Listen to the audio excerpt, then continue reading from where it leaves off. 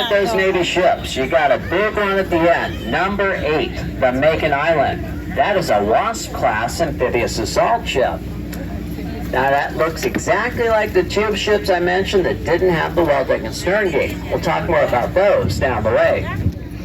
But the next pier up, top on the left, lighter gray, 1001, the Michael Mansour, a Zumwalt-class destroyer. She is one of the newest, largest, and most technologically advanced surface combatants in the world. Second in the class of next-generation multi-mission destroyer designed to strengthen naval power from the sea.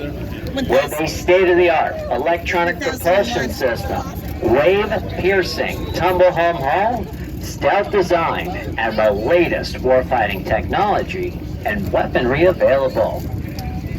We're going to head up a couple piers right where you see that white barge. Left side of the dock in the back, there's 3 smaller ships side by side.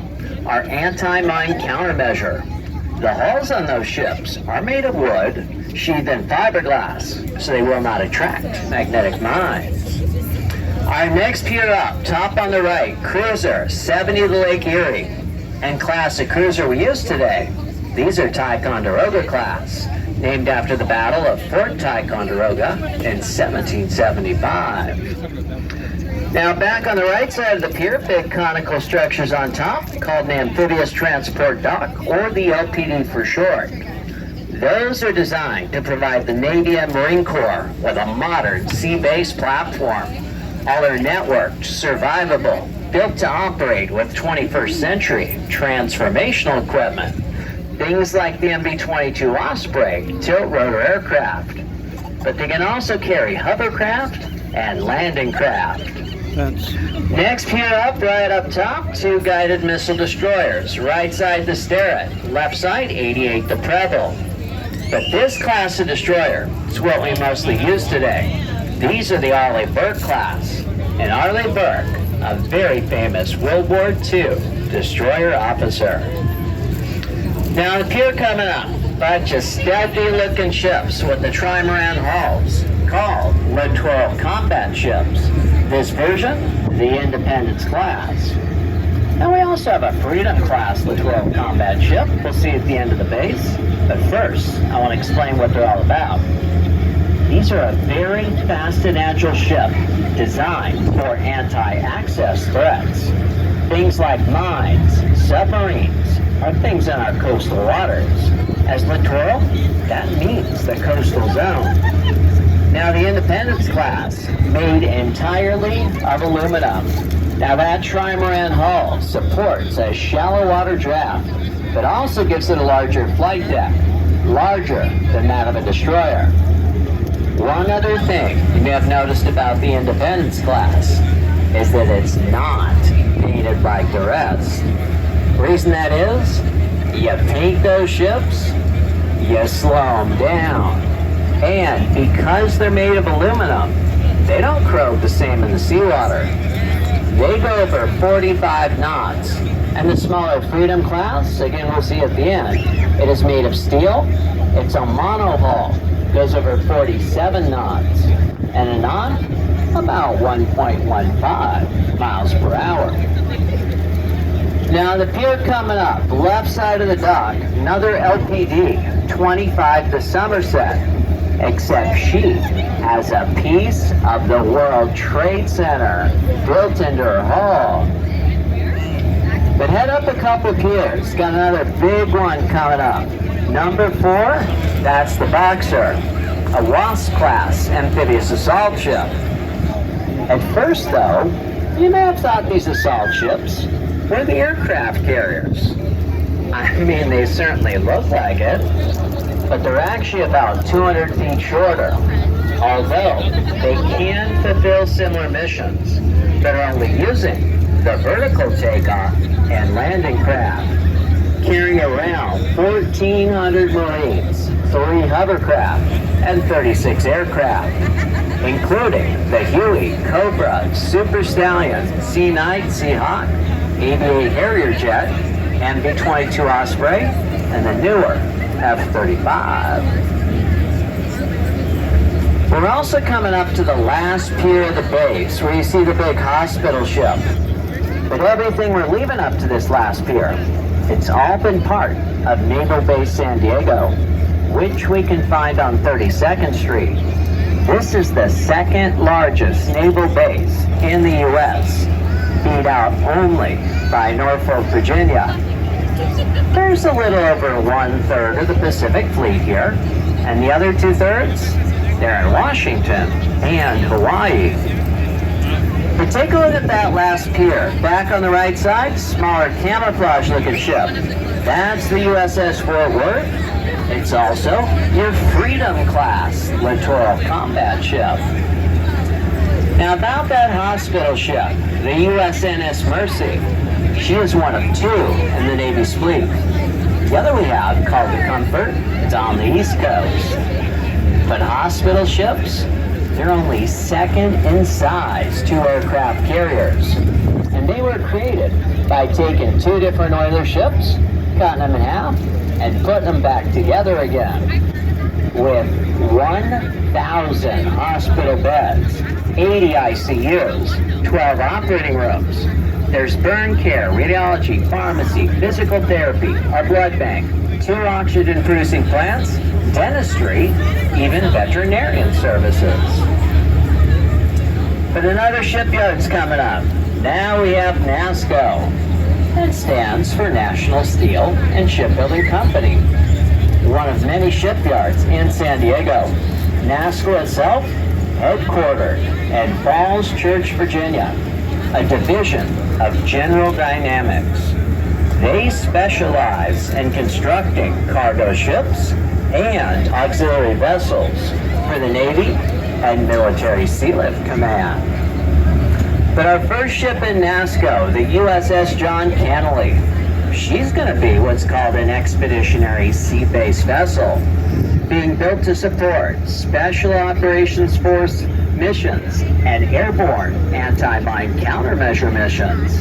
She'll eventually accommodate 4 helicopters and 3 hovercraft. Our second ship, 91, destroyer, we have the Pinckney. And then number 206, the USNS Milk, an oil replenishment ship. She fills up in our carrier basin, heads to the North Bay, takes on a bunch of fuel, then we'll go out to sea to refuel and resupply the Navy ships. Coming up in NASSCO's dry dock, we have a destroyer. It's 54, the Curtis Wilbur. But if anyone's ever wondered, how does a dry dock work? All they do? Just pump it full of water. That's what lowers it down. Ship is placed right in position. Pump the water out, raise everything up, and you got yourself a dry area to work on your ships. And I did mention a couple titles for the ships, the USS and USNS.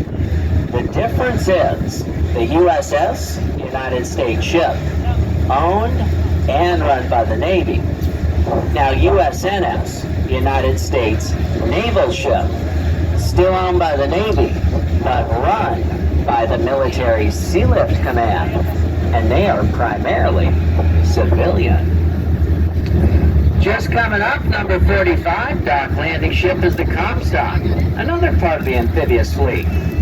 They support the amphibious operations by delivering landing craft, including up to 2 hovercraft, delivered right onto hostile shores.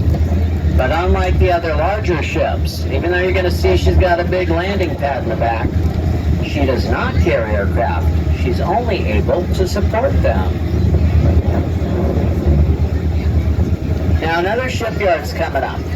This one's called BAE, or British Aerospace. Now the first 2 ships, couple Arleigh Burke destroyers, 59 the Russell, 106 the Stockdale, which is named after Vice Admiral James Stockdale, the highest ranking POW ever. But more about this class of destroyer, which also applies to our cruiser, as they are both a multi-mission warship. They can operate independently or as part of a battle group. They carry the Aegis combat system, which tracks up to 100 targets at a time. And that's using the Army-Navy Spy-1 radar system. They're equipped with the Tomahawk cruise missile, giving them long-range strike capability. And with advances in just our standard missile, coupled with that Aegis combat system, both cruisers and destroyers have pinpoint accuracy. Now number 22 coming up, last of our LPDs, but also our own namesake. That's the USS San Diego. Now in the big dry dock, number 2, the Essex, another amphibious assault ship. But the backside gives you a great example of the well deck and stern gate. If anyone's wondering what all the white stuff is wrapped around some of our ships, all that's doing, just protecting the bay from contamination while they're making their repairs. There's nothing secret going on back there. But the big dry dock here, this is newest on the West Coast, largest on the California coast, built to accommodate anything except for the aircraft carrier.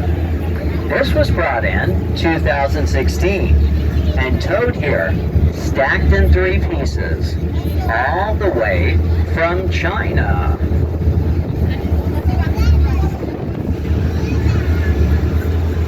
Now one last little shipyard's coming up. This one's Continental. Now we have a couple destroyers, 97 the Halsey and 77 the O'Kane. But now as we head back into the bridge, I'd like you to take a look right down the center of the columns here on the right side.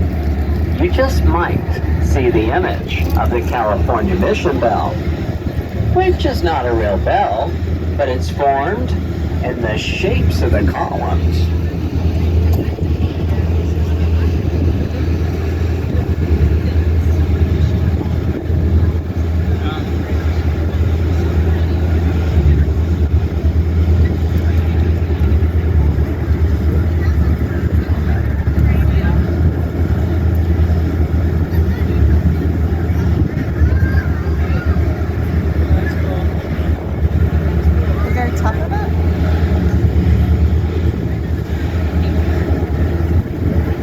If you did not see the bell though, don't even worry, because we're going back under 3 more times tomorrow. But now we're going to take a look ahead, coming up to some white vessels from NOAA. These are 2 of the most advanced fisheries research vessels in the world. And just a little bit further ahead, coming up to a long concrete pier. That is the 10th Avenue Marine Terminal. And it's where we get a lot of cargo. Perishables, brake bulk, cement, fertilizer, and forest products. But the most product brought in comes from Dole.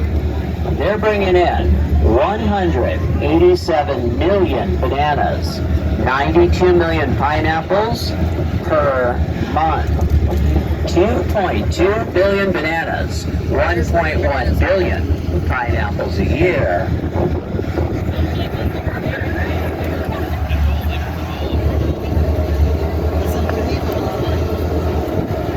Very cool. Welcome to San Diego. October 8th, 2022.